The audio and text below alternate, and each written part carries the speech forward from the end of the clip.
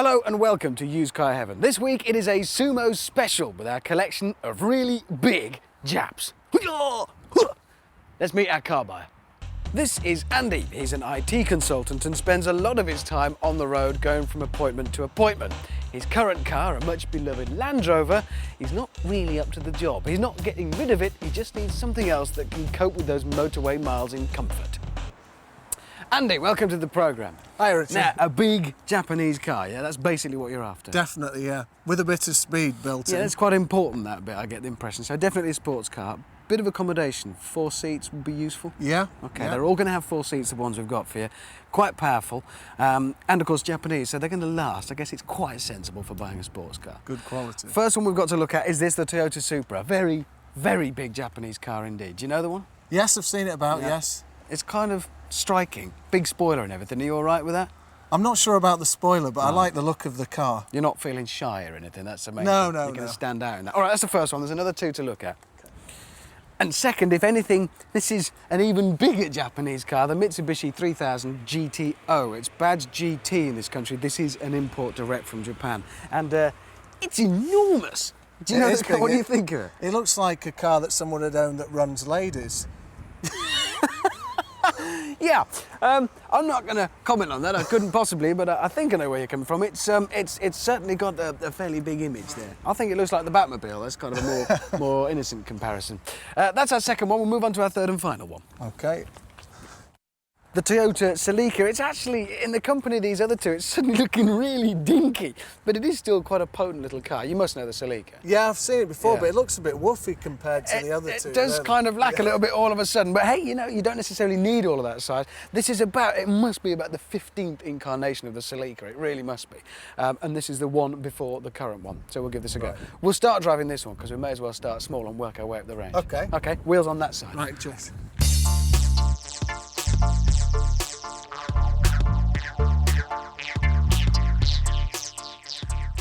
So, Toyota Celica GT, our first car, 2 litre, and the cheapest, it's only 10 grand, so we're well within budget here. What do you think, first impressions? It doesn't appear to be very exciting. Yeah. It's I'm pretty low on headroom here as well. I've got a long It's just sitting like that. You see, the problem is, and it's never been an issue for me, headroom. There's always more than enough space. But for you, you're suffering there. Yeah, I mean, apart from that, it's a reasonable car. There's nothing wrong with it. It's just not very inspiring. 2 litres, reasonable amount of power. How are you finding that in terms of the drive? Yeah, I mean, you can still feel the power here, but I just don't feel as though I could get very excited about it. What about the interior? Very bland. Yeah. It's not. I think you're probably guessing that I'm not really. You too really are taken not. by it. You're not going to be buying this, are you? I think No. we can kind of tell that. It is cheap, remember? I know it's cheap, but I mean, that's why I'm looking at a bigger budget, maybe. Because Yeah, I know what you mean. It is a Toyota, though. It'll never go wrong. Well, as we pull in and prise his eager fingers off the steering wheel of the car he loves, Ian Royle has got some more details for us. So Andy wants to buy a sports car, but he's got a decent budget up to £16,000. But for that sort of money, to get a really good one, we would recommend heading towards the Far East and looking towards the Japanese area. How about something like this, a Toyota Celica? Been around since 1995, but this very smart 3-year-old 2-litre GT might be what he's after. It's got a decent boot on it, it's got a good amount of space for a coupe, and 2 seats in the back that you actually can use. Plus, under the bonnet, a very smart 2-litre engine, producing 173 brake horsepower. I think the key to buying a car like this is how it looks and what sort of condition it's in. Now this actually looks quite a tidy example. It's only 3 years old, it's done 61,000 miles, slightly above average mileage perhaps for its age, but it looks pretty good condition all round. It's well equipped, it's got pretty much everything on as standard on the 2-litre GT. Other models in the Celica range, there's a base 1.8 which to be honest is a bit underpowered, or you could go for the all singing, all dancing, really cooking 2-litre GT4. Those are very rare and more expensive. So how much would a 3-year-old car like this on a V-plate cost? And this is a UK car. When it was new, it was a pretty hefty 25 grand, but now less than 10. Make it bounce. Make it bounce. Make it bounce.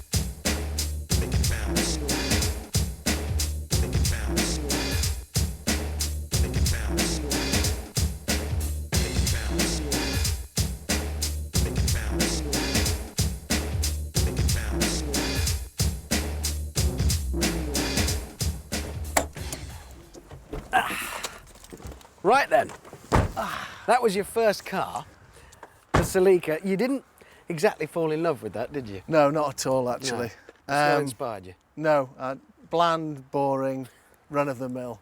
Okay, we'll maybe throw that one back for now, but we'll see. It might be the best one of the ones we've got to go out. There are another 2 to drive, and we'll get to those shortly. But before we do that, here's the car doctor.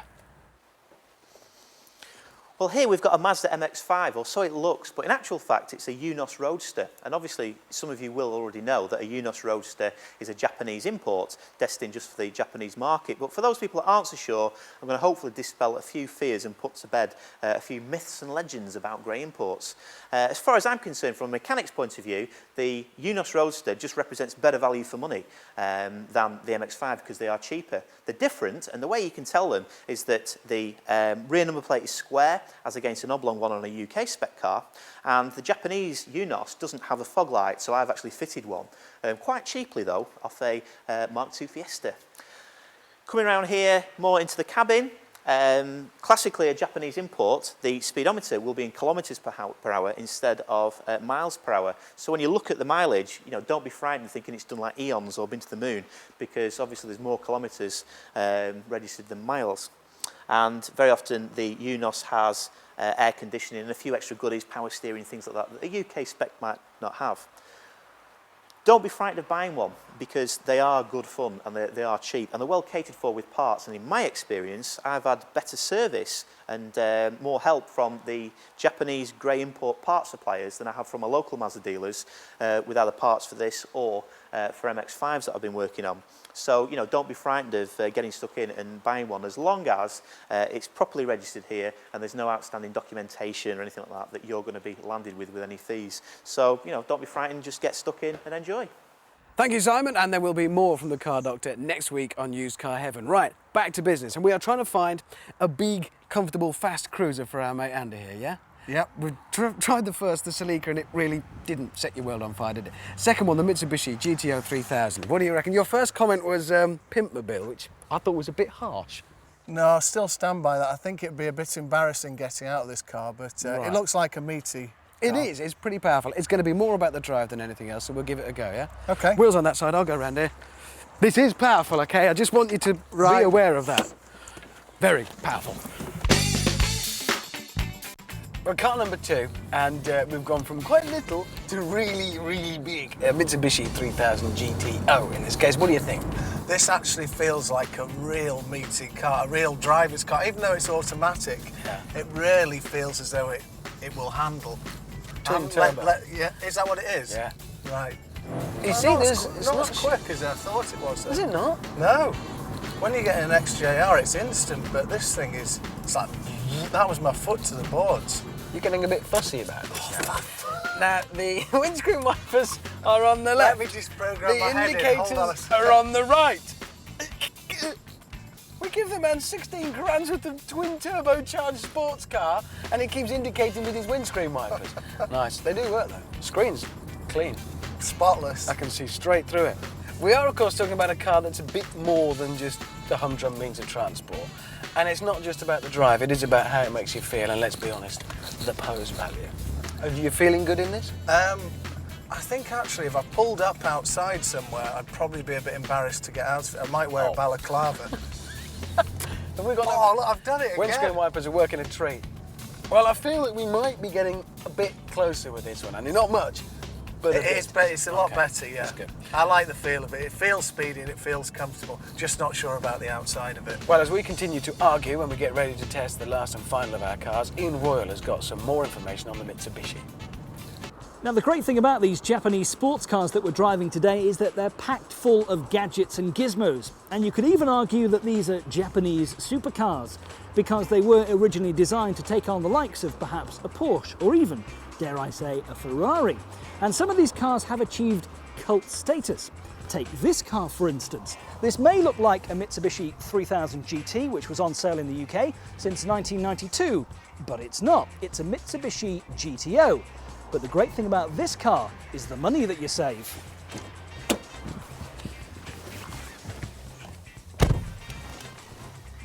Now, the great news is that this Mitsubishi GTO is still well within Andy's £16,000 budget limit that he set himself.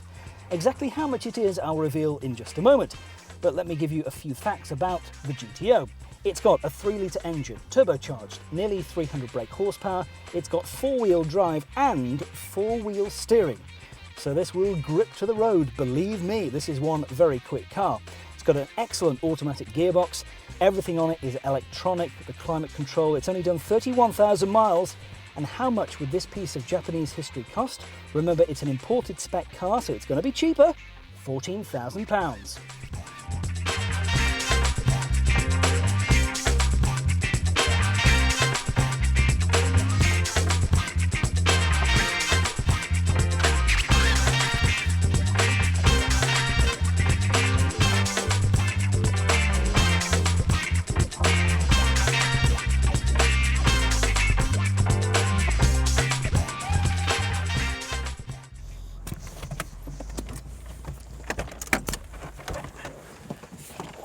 Aha! That, I think, was perhaps a little more like what you're looking for, was it? Definitely, yeah. Yeah? Getting closer. Yeah, apart from the looks again. You really are not convinced by the looks. But the drive, certainly, the power, the size, the Superb. impact, and plenty of presence. Good power, but not brilliant takeoff, but good power. Okay, well, we've still got one more to go, and that's the massive Toyota Supra, and we'll be doing that on Used Car Heaven after the break, so we'll see you then.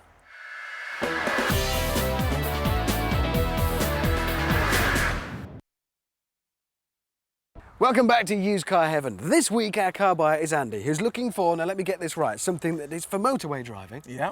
It's got to be comfortable. Yeah. It's got to be fast, because Yeah. you want a bit of sportiness. Japanese, because it's got to be reliable. Maybe 4 seats would be useful.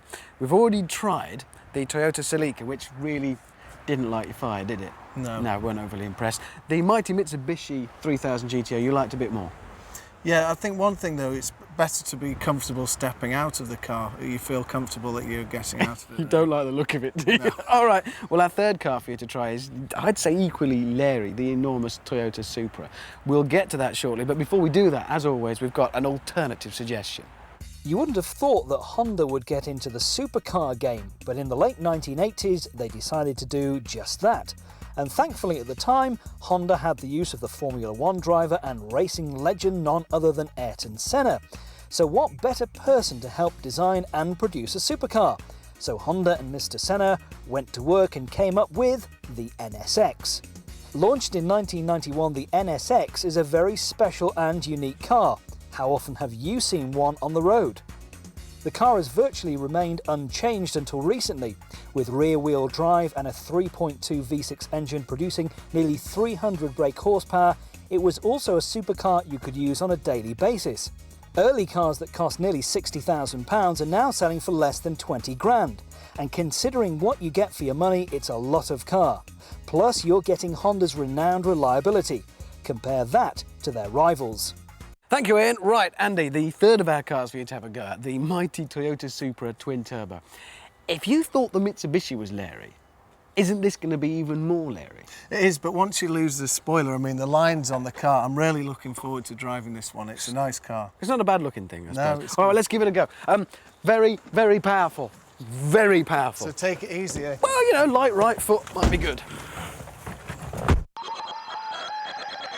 So the third of our cars, like the Mitsubishi, it's 3 litre, it's twin turbo, it's enormous, and it's an automatic. So it's got that in common. But what do you think? First impressions? I love it, actually. I love the whole dash, the way it curls around you, a bit like a spaceship.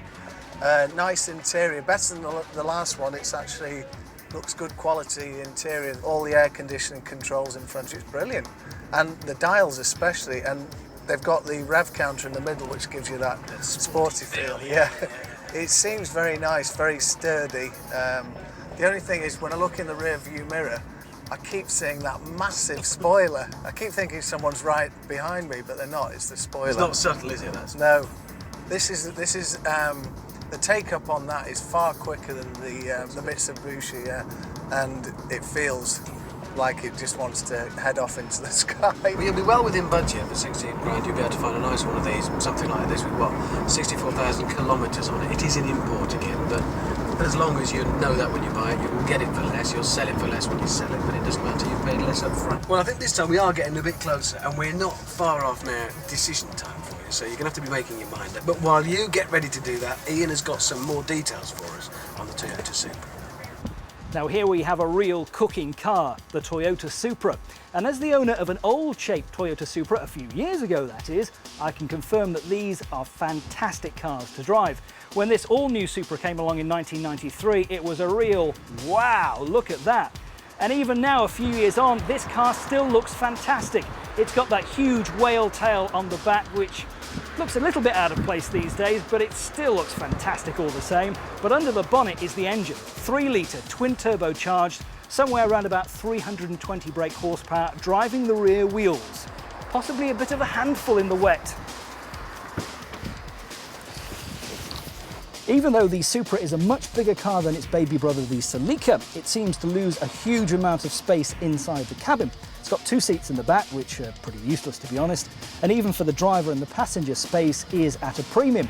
But I like the way that the binnacle has been designed around the driver. It's sort of wrapped round and everything points towards you. Very smart, even though we've got lots of nasty Japanese black plastic, which you tend to find on all of these sort of cars. Now, this is an imported spec car, so it still has kilometres an hour showing up, but this would have to be changed if this car was sold at this stage. But the great thing about buying an imported car is the money that you save.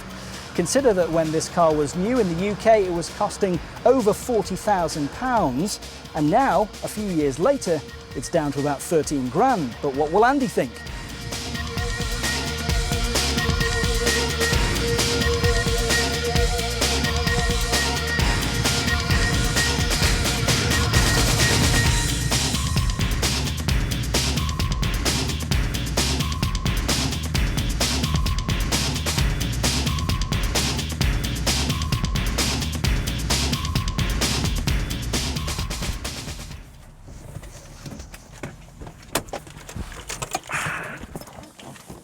So then, that seemed maybe a little bit more like it. I mean, I'm not going to press you for a decision yet, you've got time to think, but that was a bit closer. The engine in this thing is absolutely magnificent. Yeah. It's got so much power, and it's a lot nicer inside than the other two. It was the look on your face when you booted it, and I thought, could be a bond forming here. Okay, well, look, you've got to make your mind up.